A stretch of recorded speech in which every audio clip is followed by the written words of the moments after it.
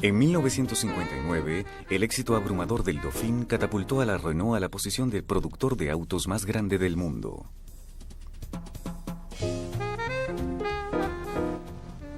El pasaje de la Renault de un taller suburbano a un gigante industrial representa la transición del automóvil, de la tecnología y de la Francia del siglo XX.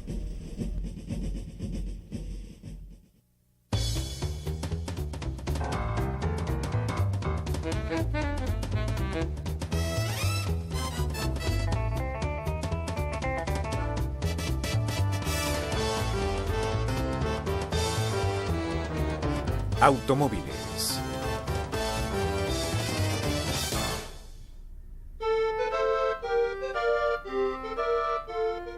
En este pequeño cobertizo ubicado en el suburbio parisino de Billancourt, el 24 de diciembre de 1898, Louis Renault, de 21 años, dio cuidadosamente los toques finales a su primer automóvil. Poseedor de una gran inteligencia para la ingeniería mecánica, el joven Renault se encontraba cómodo entre las tuercas y tornillos del cuarto de herramientas de su padre.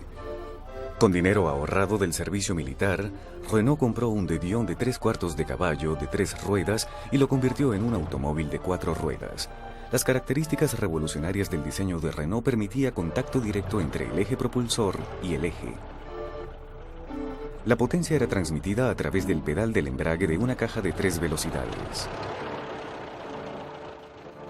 Contrario a muchos automóviles de la época, el prototipo de Renault subía colinas de manera eficiente y viajaba a buena velocidad en los caminos, sin cadenas resonantes ni cinturones batientes. La noche de Navidad, en 1898, Renault manejó su auto de 4 ruedas a una fiesta. Los amigos de su padre quedaron tan impresionados que le ordenaron 24 autos inmediatamente. Louis Renault entraba así en los negocios. Con sus 2 hermanos mayores como socios y con un capital de 60.000 francos oro, Louis Renault fundó los Hermanos Renault. Los hermanos decidieron producir los autos en la tierra que los había visto nacer, Billancourt. En 6 meses se habían vendido más de 60 modelos de Dion. Los hermanos Renault reinvirtieron sus primeros éxitos financieros en las operaciones de producción. Se construyeron algunos edificios y se iniciaron las contrataciones de personal. Para 1900, Hermanos Renault daba empleo a más de 100 personas y cubría 4.600 metros cuadrados de terreno. En solo 2 años, su tamaño se había duplicado.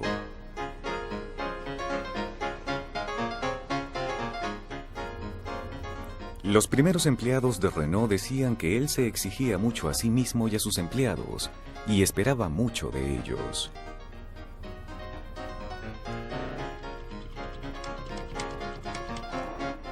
Precios moderados se añadían a la popularidad de la línea Renault, pero nada mejoraba más su reputación que las victorias en las carreras de automóviles.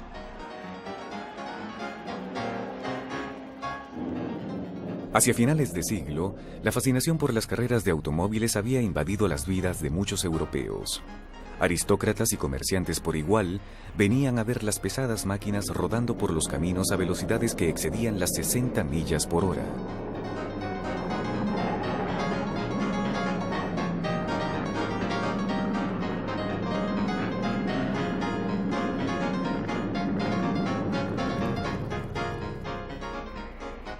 En 1901, la Renault ganó los 4 primeros lugares en la carrera París-Burdeos.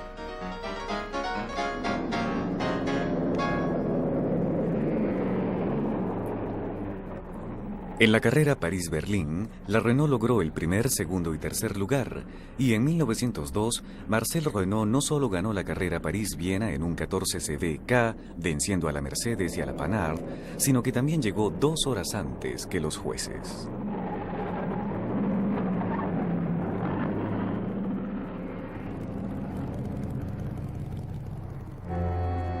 Marcel Renault surgió de estas victorias como uno de los principales conductores de Francia.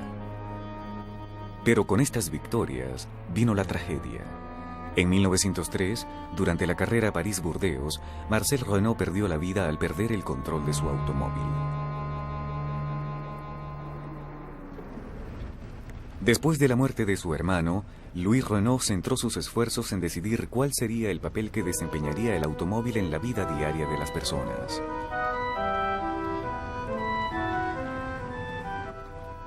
Los transportes arrastrados por caballos, tales como taxis, carruajes y carretas de entrega, le dieron paso a los ruidosos automóviles.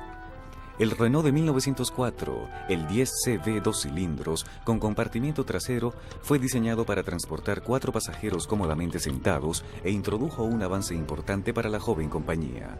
Al año siguiente, una firma de taxis de París ordenó 250 automóviles de la Renault. Para 1907, más de 1000 taxis habían sido vendidos en ciudades tales como Londres y Nueva York.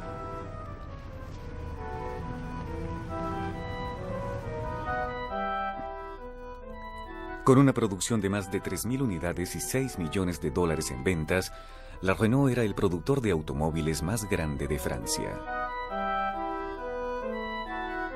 Este éxito permitió a la Renault expandir su línea de autos con diferentes modelos dirigidos a sectores particulares de la sociedad.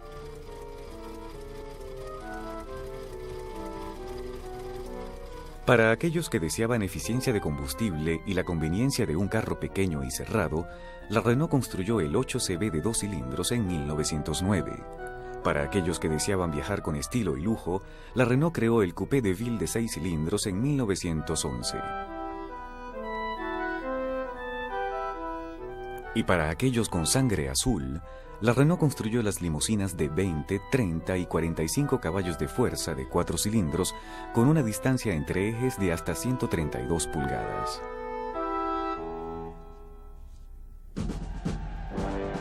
Mientras las tropas se reunían para la Primera Guerra Mundial, la Renault era uno de los productores de autos más importantes en Europa.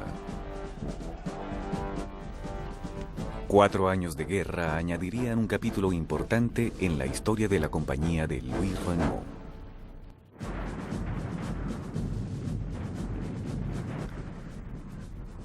Para el verano de 1914, los grandes estados de Europa se habían embarcado en una guerra que a la larga dejaría un saldo de 36 millones de personas muertas, desaparecidas o heridas. La neutralización de Francia fue un elemento importante en la estrategia militar alemana.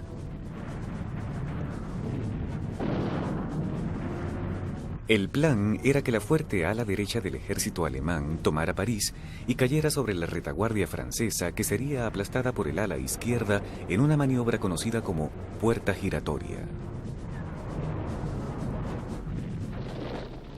Los alemanes barrieron Bélgica y se colocaron a una distancia desde la que pudieran asaltar a la capital francesa.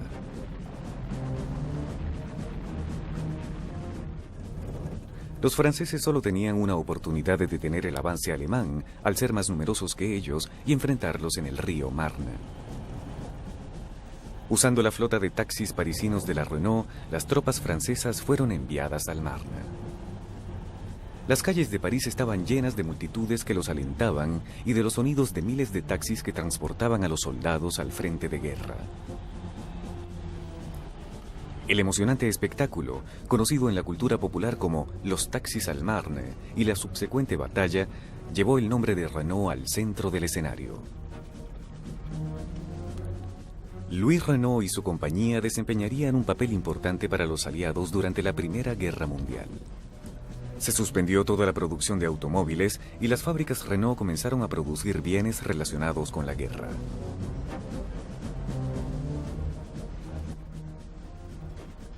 El genio de la ingeniería de Louis Renault se puso a la disposición del esfuerzo bélico. Por primera vez, los comandantes militares podían transportar tropas y materiales en camiones y otros vehículos.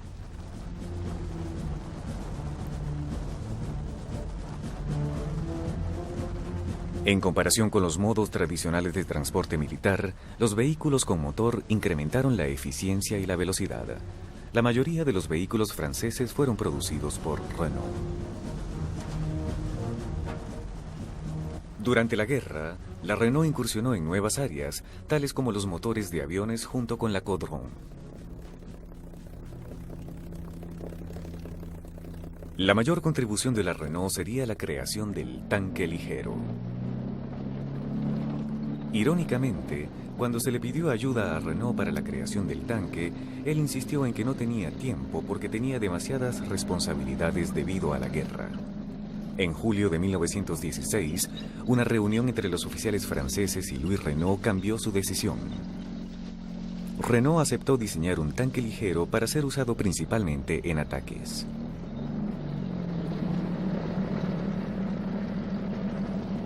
La primera prueba del tanque se realizó el 22 de febrero de 1917.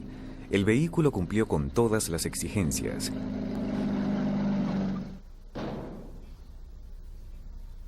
Se maniobraba con éxito en una gran variedad de terrenos y demostró su capacidad de destruir una serie de paredes de concreto.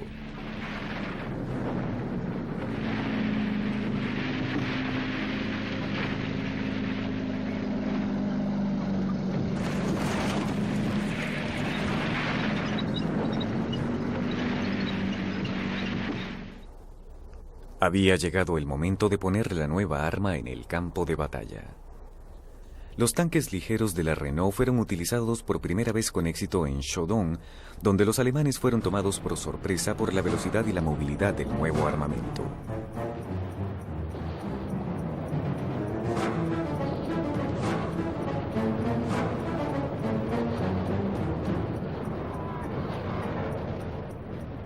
La idea era utilizar tantos tanques como fuera posible, cientos y de ser posible miles, durante una acción. Esto fue posible ya que Francia estaba produciendo 1.200 tanques al mes.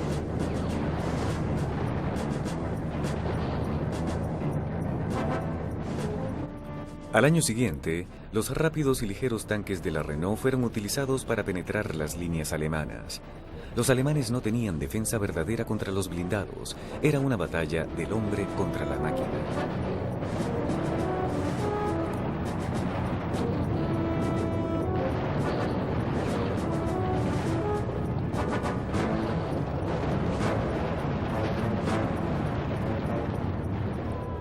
La prensa alemana protestó y tildó a los tanques de monstruos inhumanos y bárbaros. El tanque se convirtió en un símbolo de la unión entre la tecnología y las exigencias de la guerra. Para 1918, los rusos se habían retirado de la guerra. Esto permitió a los alemanes concentrar sus esfuerzos en el frente occidental con la esperanza de tomar París. El ejército alemán lanzó una importante avanzada hacia París que le permitió ganar territorio, pero a la vez perder gran cantidad de tropas y de equipos. Las fuerzas francesas, británicas y estadounidenses se mantuvieron defendiendo a París, y el 11 de noviembre se firmó un armisticio. Por primera vez en 4 años, no había novedad en el frente occidental. La victoria de los aliados se selló con una marcha hacia el Arco del Triunfo.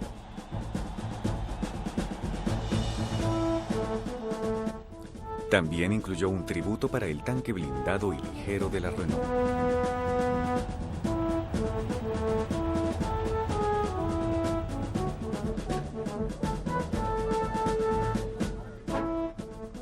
El mundo entero se reunió en Francia para establecer la paz, y para ello los líderes escogieron el Palacio de Verano de Luis XIV en Versalles.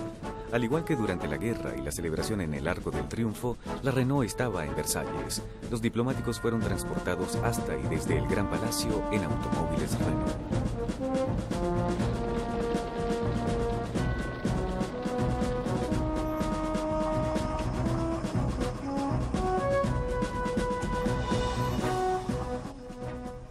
Louis Renault tenía que estar satisfecho con sus muchas contribuciones en la guerra. Los aliados ganaron la batalla de las líneas de producción de las cuales Renault formaba parte integral. Renault también estaba satisfecho de ver la mecanización y, en particular, el automóvil estaba fuertemente implantado en la mente de los europeos. De hecho, Renault estaba complacido con la variedad de gente que comenzaba a utilizar el transporte con motor.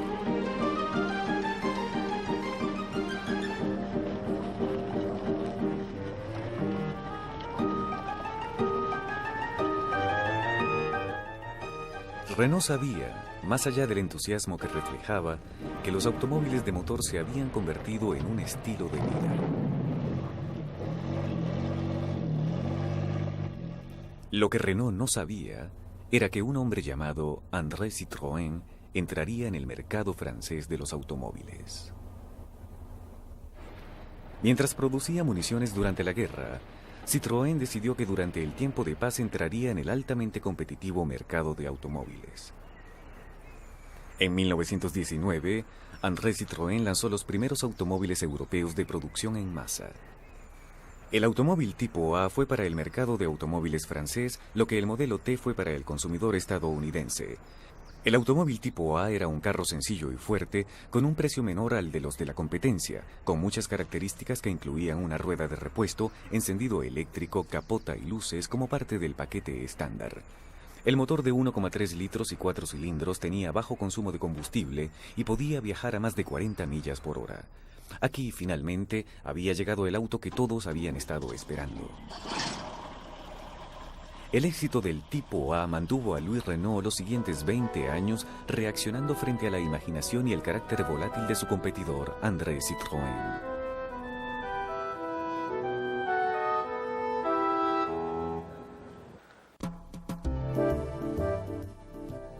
A comienzos de 1925, cada vez que Louis Renault iba a París, se encontraba con una torre de cartas de 30 metros de altura en las cuales estaba escrito el nombre que había llegado a conocer demasiado bien: Citroën. En los años que transcurrieron entre ambas guerras, la lucha entre la Citroën y la Renault por dominar el mercado simbolizó la mayor batalla de la modernización en un mundo industrial emergente.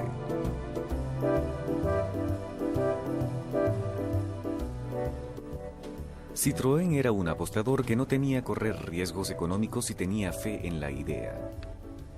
2 años después del lanzamiento del tipo A, producido en masa y muy exitoso, reorganizó su fábrica e introdujo un nuevo modelo. Esto se convirtió en el modus operandi de la Citroën.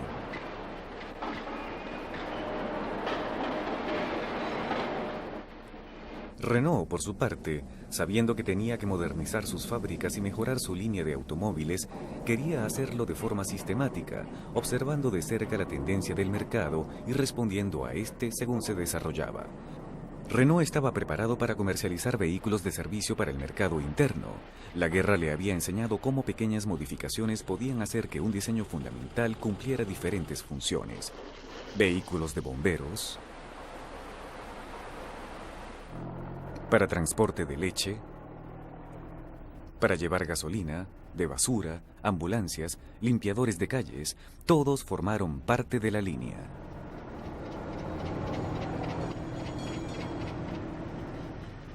Y Renault estaba allí para satisfacer la demanda. En el mercado de automóviles de pasajeros, Renault volvió a producir autos similares a los modelos de la preguerra. La línea incluía una variedad de automóviles con motores duraderos y eficientes a un precio razonable. Renault se proponía, una vez más, producir automóviles para cada uno de los gustos. En el año 1921 se introdujo el Cabriolet Spyder 10CV de 4 cilindros. Con asientos delanteros para el conductor y un pasajero y espacio para un tercero. Este fue el precursor de los autos para hombres jóvenes y solteros. El auto deportivo Torpedo de 1923 ofreció un motor moderno de 4 cilindros con un diseño ligeramente deportivo. Otra versión, el elegante auto deportivo Torpedo 18CV, fue lanzado en 1929. En la mayoría de los casos, los modelos de paseo originales de la posguerra, como el elegante 40CV, reflejaban el concepto estadounidense del automóvil, majestuoso, grande y en todo sentido era un indicador de la condición social del que lo poseía. Bajo presión de la competencia de Citroën, Renault agregó flexibilidad a sus líneas de automóviles de paseo, mezclando y uniendo chasis, motores y carrocería. El 40CV, poderoso, de 6 cilindros y grande, fue rediseñado. El VW Vivastel sería su versión de lujo y el Vivasport sería la nueva versión deportiva. El Reina Sport fue la primera versión de 8 cilindros y luego evolucionaría dando lugar al Nervastella. A la larga, el modelo 10CD de 4 cilindros, llamado Prima 4, aparecería y representaría la unión de toda la tecnología Renault. Mientras Renault trabajaba diligentemente para responder y adaptarse al mercado moldeado por Citroën, también tuvo que competir con las estrategias publicitarias que éste había iniciado.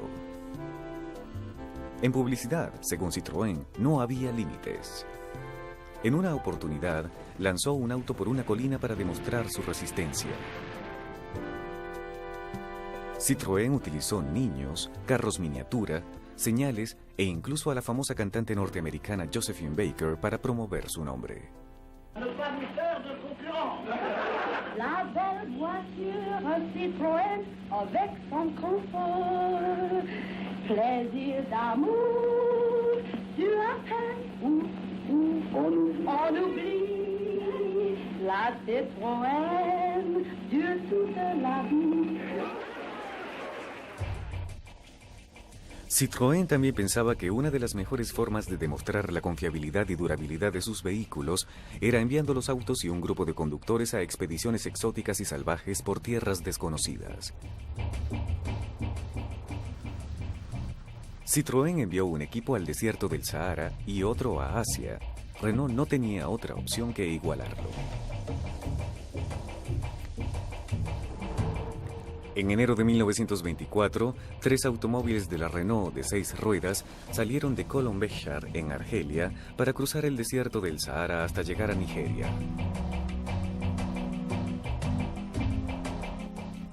Louis Renault decidió que el desierto sería el lugar perfecto para probar su tecnología de ruedas. Citroën había utilizado el sistema de orugas en lugar del de ruedas cuando cruzaron el desierto, pero Renault pensaba que las ruedas eran lo suficientemente adecuadas para los automóviles que cruzaran terrenos difíciles. Al equipo de expedición de la Renault le tomó 7 días recorrer una distancia de 1.500 millas. El exitoso manejo de los vehículos de la Renault a través del arenoso Sahara resolvió el debate entre la oruga y las ruedas.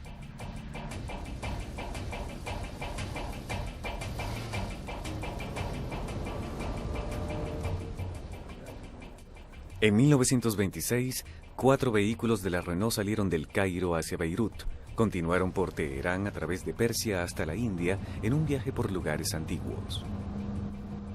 Con frecuencia eran los primeros vehículos de gasolina que se veían en las carreteras. Las antiguas ruinas llenas de polvo competían por la atención con la caravana exótica, pero ninguna de las dos tenía tiempo de examinar a la otra, ya que el calor era tan intenso que apenas se tenía energía para echar un vistazo. A pesar de sus esfuerzos, Renault no podía mantener el ritmo con el genio de mercadeo de André Citroën. Renault había estado en el negocio de los carros desde 1898, pero solo en pocos años, Citroën había logrado ya mayor renombre y reconocimiento. De hecho, en el juego de la supervivencia industrial, la mayoría de los franceses pensaban que Citroën vencería. Pero Renault había estado planificando sistemáticamente un nuevo enfoque para competir con Citroën. En lugar de igualarlo modelo por modelo y carrera por carrera, él reestructuraría y agrandaría su imperio industrial con la última tecnología disponible. Para lograr su objetivo, Renault construyó la fábrica de la isla de Segan. La fábrica estaba dotada con la mayor cantidad de estaciones de trabajo de cualquier planta de autos francesa, lo que permitía una mayor producción simultánea. Louis Renault pudo producir mayor cantidad de autos que cualquier otro en Francia. En 1931, Renault hizo lo impensable. Invitó a André Citroën a visitar sus nuevas y más grandes instalaciones. Citroën estaba completamente asombrado con lo que había logrado Renault. En 1933, al reaccionar frente a la exitosa estrategia de Renault, Citroën comenzó su última apuesta. Esta vez no ganó. En solo pocos meses, terminó de reconstruir su fábrica para su nuevo auto de transmisión delantera. Esta reestructuración fue un proceso costoso. De hecho, fue tan costoso que el auto nunca generó el capital que se necesitaba para cubrir la deuda inicial. A mediados de los 30, Citroën estaba en bancarrota.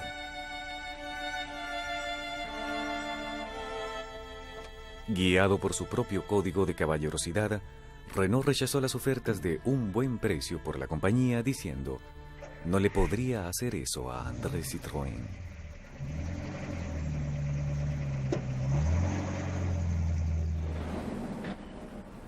Renault luego diría que no debería haberle enseñado la fábrica a Citroën porque hizo que éste tratara de lograr en pocos meses lo que a la Renault le había tomado 30 años. La Citroën fue comprada por la compañía de cauchos Michelin, pero sus nuevos dueños nunca tuvieron el instinto y la imaginación que André Citroën tuvo en su compañía.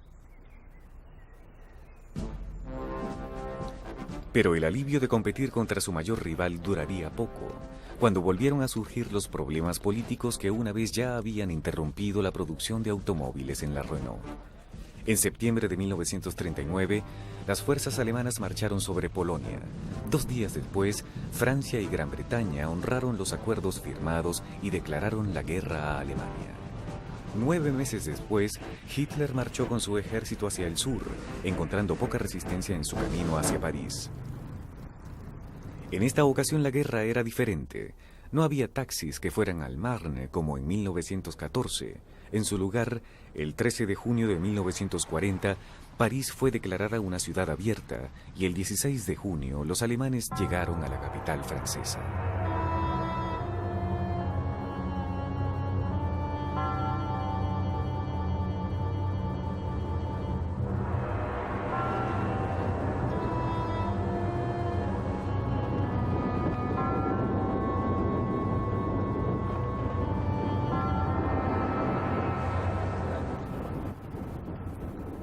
Durante las primeras semanas de ocupación, Louis Renault, como la mayoría de los franceses, no estaba seguro del futuro.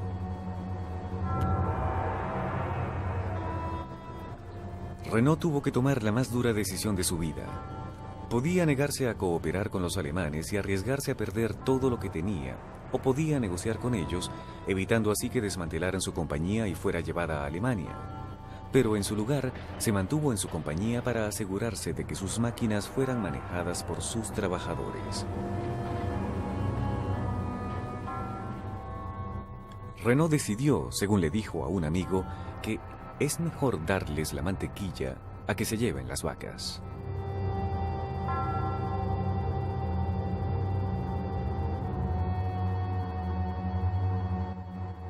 Renault guardó en secreto su plan de reducir las líneas de producción de los alemanes mientras acumulaba algunos suministros valiosos.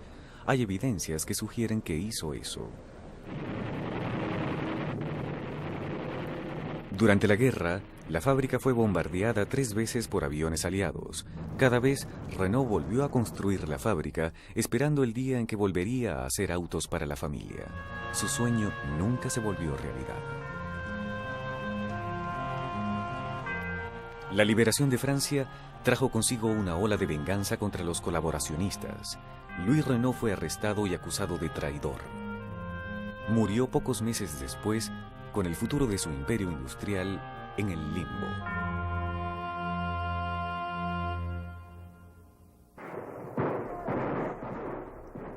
La liberación no fue solo una época de alegría, sino también una época de incertidumbre, ya que el poder político pasaba a manos de los líderes de la resistencia. Un fuerte sentimiento socialista condujo a la nacionalización de muchas de las industrias francesas. Todas las propiedades y activos de Louis Renault fueron embargados por el gobierno y se cambió el nombre de la compañía al de Régie Nationale des Usines Renault. Pierre Le Faucheux fue un héroe de la resistencia que por poco escapó de la muerte en un campo de trabajo alemán. Le Faucheux regresó a la libertad al borde de la inanición, pero con voluntad de vivir, y para las autoridades francesas, él representaba un líder natural para la resucitada compañía de autos. La primera tarea de Le Faucheux fue hablar con el equipo sobreviviente de la Renault. Les aseguró que continuaría con la tradición de Renault que había sido establecida por más de medio siglo. Su siguiente trabajo era encontrar un nuevo producto para que la compañía lo fabricara y lo vendiera. En este sentido, recurrió al genio del ahora muerto Louis Renault. El legado de Renault fue el 4CD, un vehículo que era totalmente diferente a lo que había producido en el pasado. De alguna forma, fue influenciado por el Volkswagen y, de hecho, Renault había recibido de Hitler algunos planos del auto en 1938.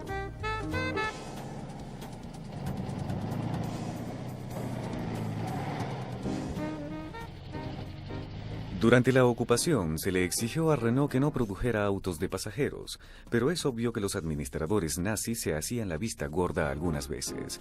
Como resultado, se creó el 4CV en 1941. Este era originalmente un prototipo de 2 puertas.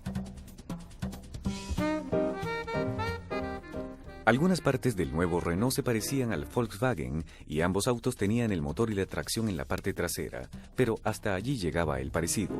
El auto de la Renault era una creación completamente independiente con un motor enfriado por agua.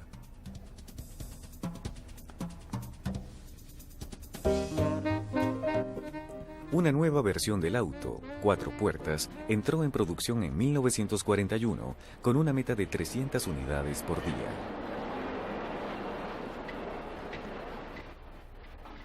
Antes de la guerra, la Renault ofrecía una docena de modelos y lograba producir 250 autos por día. Muchos pensaban que era un objetivo inalcanzable, pero estaban equivocados. La fuerza laboral apoyó a la compañía y las cifras de producción empezaron a aumentar.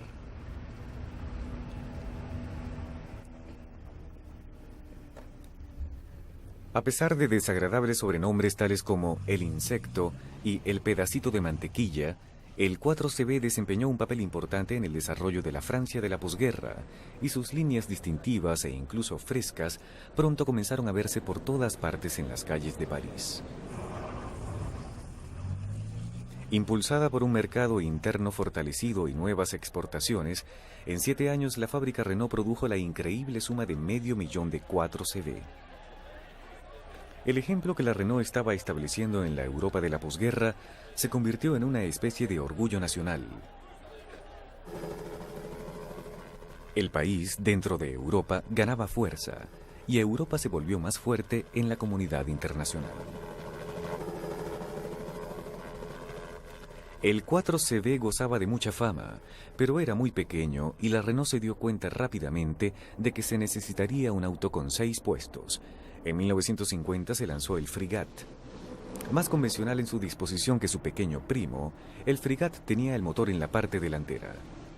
A pesar de que le faltaba la personalidad del 4CV, el Frégate sí ofrecía un estilo progresivo.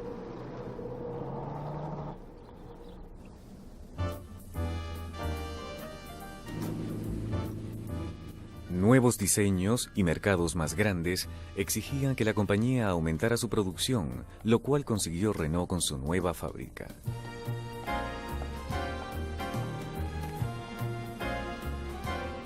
Construida en 1952 en Flins como parte del programa de desarrollo de Francia, tendría que ser una vitrina para la tecnología francesa. Le Faucheux pidió a sus diseñadores que utilizaran todo lo que necesitaran, incluso los mejores arquitectos, y así lo hicieron. Le Faucheux no desperdiciaba oportunidad de mostrar su fábrica modelo. Pronto se convirtió en lugar obligatorio de visita para dignatarios extranjeros, mientras el éxito de la Renault se convertía en el barómetro del éxito de la Francia de la posguerra. Aunque se deseaba que los visitantes extranjeros fueran testigos del éxito de Renault, más importante aún era que la Renault ganara la aprobación del público francés que garantizaba los fondos de la nueva industria nacionalizada. De tal manera estaban entrelazados los intereses de la Renault con los del público que se acuñó la frase: cuando Renault estornuda, Francia se resfría. Todos los medios fueron utilizados para promover la conciencia pública y la aprobación de la Renault.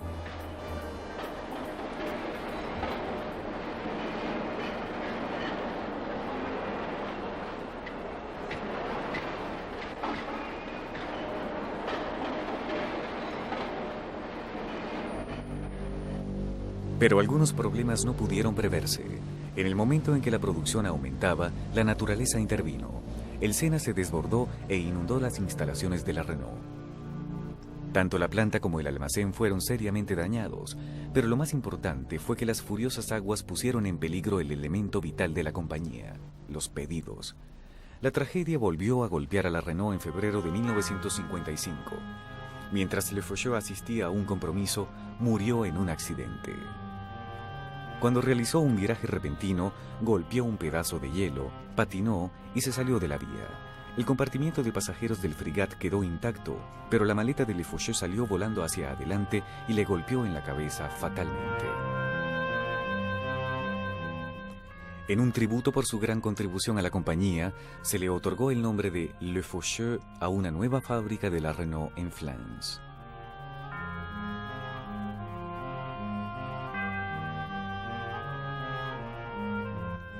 Al igual que Louis Renault, Le Faucheux había dejado un legado: el Proyecto 109. El 4CB, a pesar de ser tan formidable, tenía algunos defectos, descubiertos por los gerentes de exportaciones de la Renault, que siempre buscaban algo mejor para vender. Sus peticiones fueron enviadas a los ingenieros de la compañía, quienes tomaron la disposición básica del 4CB y la fortalecieron y refinaron para producir un auto que se adaptara mejor al mercado extranjero y que fuera lo suficientemente elegante para el gusto de los europeos.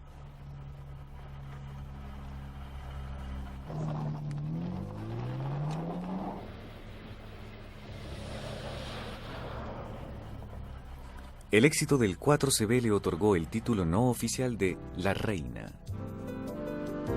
Para principios de 1956, la Renault estaba en capacidad de lanzar la producción en masa del popular modelo 109, el cual, manteniendo la percepción popular, fue llamado oficialmente el Dauphin. Pierre Dreyfus, nuevo presidente de la Renault, fue el mayor defensor del Dauphin. En él tenía un auto que resumía practicidad con un estilo indiscutiblemente francés. Dreyfus quería maximizar cada oportunidad para promover el nuevo vehículo. La Renault había establecido plantas de ensamblaje en Bélgica, Irlanda, Sudáfrica y Gran Bretaña. A Su Majestad la Reina Isabel II se le regalaría un Dauphin azul ensamblado en Gran Bretaña. Estas plantas satélites ensamblaban componentes de Renault y producían autos, lo que permitía al país receptor realizar inversiones financieras que no hubiesen ocurrido de otra forma.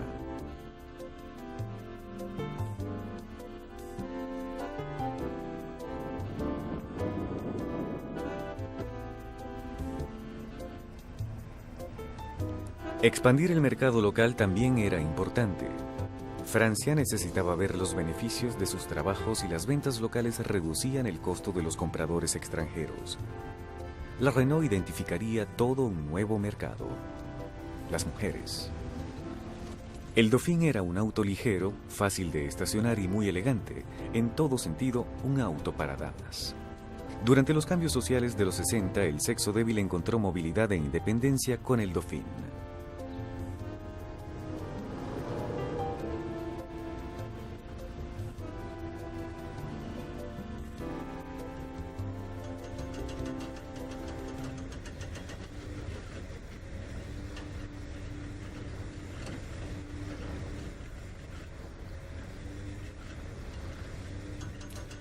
En un extraño viraje del destino, los diseños de la Volkswagen, que Louis Renault había estudiado antes de la guerra, estaban incursionando en el mercado estadounidense, y Dreyfus vio allí una gran oportunidad para que su compañía incrementara las ventas. Una campaña de mercadeo en los Estados Unidos tuvo tan buen resultado que la Renault tuvo que expandir su flota marítima de 6 a 12 barcos. Cerca de casa, los vecinos de Francia del mercado común europeo mantuvieron una alta demanda, convirtiendo así al Dauphin prácticamente en un tipo de moneda. El interés aumentaba con la participación en carreras de autos de cualquier tipo.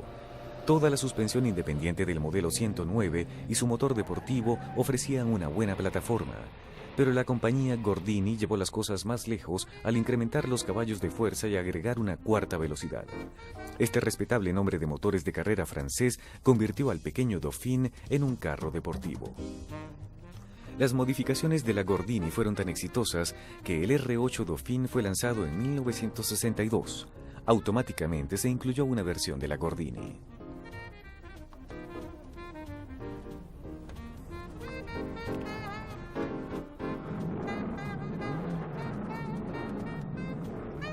La llegada del R8 fue particularmente importante, pues en 1961 las exportaciones de la Renault fueron golpeadas por una recesión en los Estados Unidos.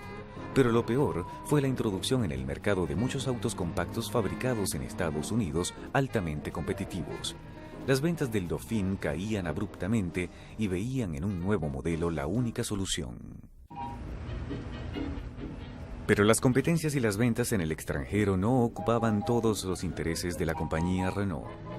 El reconocimiento de Louis Renault de las necesidades comerciales del país fue bien entendido por sus sucesores. Los negocios pequeños formaban el esqueleto de toda la economía occidental. En Francia se nacionalizaron algunas grandes industrias, pero existía la necesidad de pequeños comerciantes y empresarios, y esta fue satisfecha por Renault.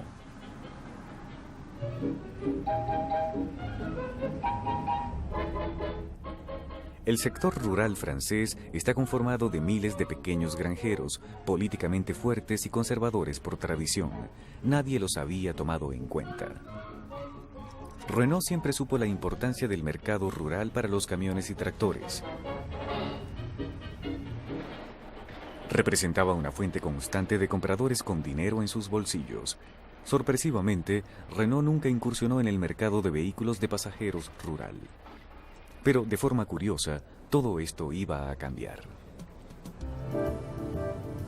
En 1936, el mayor rival de la Renault, Citroën, desarrolló un auto de 2 cilindros con transmisión delantera. Era un auto duro y sencillo que surgió después de la guerra como el vehículo de pasajeros ideal para la zona rural de Francia. Conocido como el 2CV, se convirtió en una institución y, lo que es mejor, un auto con mercado. A la Renault no le atraían mucho los autos con transmisión delantera, pero para finales de los años 50 buscaba reemplazar al venerable 4CV. Pierre Dreyfus buscaba una forma completamente nueva. Le exigió a sus diseñadores 2 requisitos indispensables. Debe tener una puerta trasera y un compartimiento para un neumático extra, dijo. Pensando más desde un punto de vista sociológico que de ingeniería, no sabía que esto solo sería posible si se colocaban todas las puertas mecánicas en la parte delantera del auto. Sin darse cuenta de ello, Dreyfus había introducido a la Renault en el negocio de la transmisión delantera y aún más sus diseñadores lo hicieron utilizando la antigua potencia del 4CV. Se había plantado la semilla para una mejora económica. Mientras tanto, el 2CV de Citroën había sido adoptado por el mercado citadino como un medio de transporte urbano económico. Al mismo tiempo, su participación en eventos extranjeros, como los rallies africanos, creó un mayor reconocimiento de la marca por la creación de autos capaces de ir a cualquier lugar. A los compradores internos que nunca abandonarían las calles de París o de Londres, les gustaba la semejanza con vehículos para la aventura y que se pudieran comprar.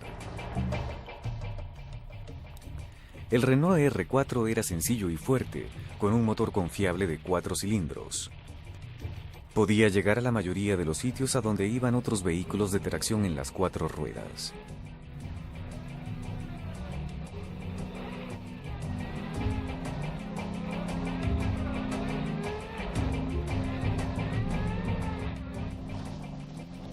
Para probar cómo el R4 era capaz de llegar a cualquier lugar, en 1965 Renault envió a 2 equipos desde la Patagonia hasta Alaska.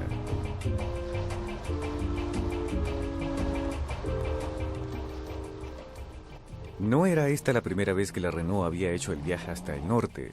Otra expedición lo había hecho en 1951, pero había una diferencia. Esta vez el grupo estaba conformado por mujeres. Junto a sus autos, obviamente causaron gran emoción a lo largo de la expedición.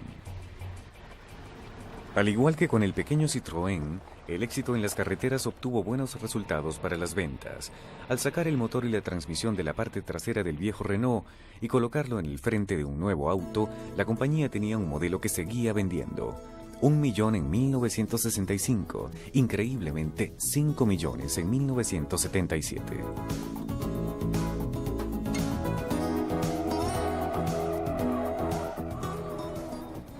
A partir del R4, todos los nuevos diseños de la Renault tendrían una transmisión delantera y las ventajas en el manejo y la tracción eran enormes.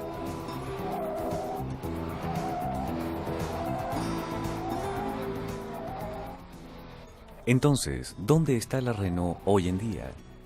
Ha recorrido un largo camino desde el pequeño cobertizo en Billancourt, que incluso en la actualidad les recuerda a sus empleados y visitantes los primeros pasos humildes de la que se ha convertido en una de las más grandes fabricantes de autos de todo el mundo. Incluso con la avanzada automatización y la reciente robotización, la compañía todavía contrata miles de empleados alrededor del mundo y es una pieza clave para la economía francesa.